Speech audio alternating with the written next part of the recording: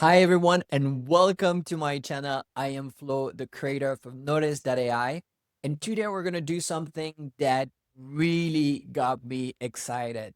It's been 2.5 years that Notion has released Notion AI, and today, for the first time, Notion AI can finally understand your databases. Wow!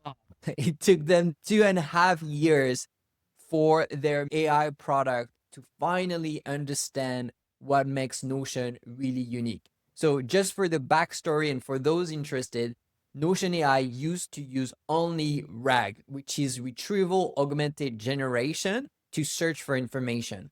And while it's a good method for finding a needle in the haystack, it is really not appropriate for searching for database because it cannot create filters, it cannot sort, or it cannot do anything that you'd expect relational database product to do.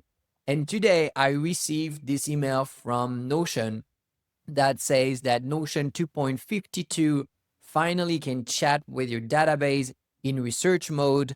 And we're going to test this side by side with Notis AI. Let's get started. So on your left, you have Telegram open on my Notis conversation.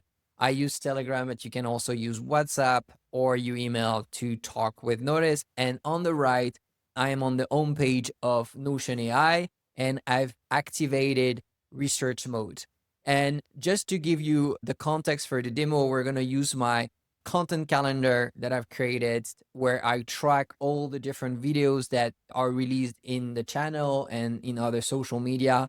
And the goal for today's query is just to find the title of the last video that is marked as published. So basically, we're asking the AI agent to find the correct database, query it with a filter for status equal published, and then find the date that is associated with it. All right. So let's get started with Notis. So with Notis, first thing you'll notice is that we use voice message to send instructions to Notis. So I'm just going to start recording. And you notice, what's the title of the last video I published? And with Notion AI, we'll have to type that because there is no voice input for now.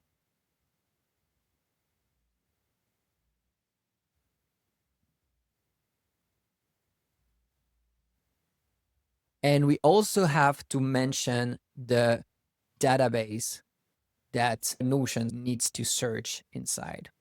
So on the left side, we see bubbly eyes. This is Notis saying that it is processing our request. And on the right side, we see this little searching. It's quite cool how they implemented, seeing the different steps that the AI is doing to answer. Oh, we already have the answer on the left side from Notis. And we see the status of the request has been marked with thumb up. Notion is still searching. It found the right database. Well, of course it found it. I gave it 2 hits. And now it's scoring the database. And there you go. It found the title. So one key difference between Notis and Notion AI here is first the voice input that is integrated inside Notis. And the second thing is you don't need to tell Notis where to find things. It will by itself understand that the best place to search for this is in your content calendar and your video database. But you can tell Notis, hey, can you search this into this database? For now, from what I understand, with Notion AI, there is 2 requirements for this to work. First, you need to access to Notion AI from the home page. So if I'm here and on my content calendar and I open Notion AI and I ask, what is the latest video published, it's going to do a RAG search. It's not going to use that new search agent. So to do so, I need to go here, click home page, select the search agent, and then use ads to give the source of where I want Notion AI to search. So there you go, a side-by-side fair comparison between Notion AI and Notis available in WhatsApp, Telegram, or your email.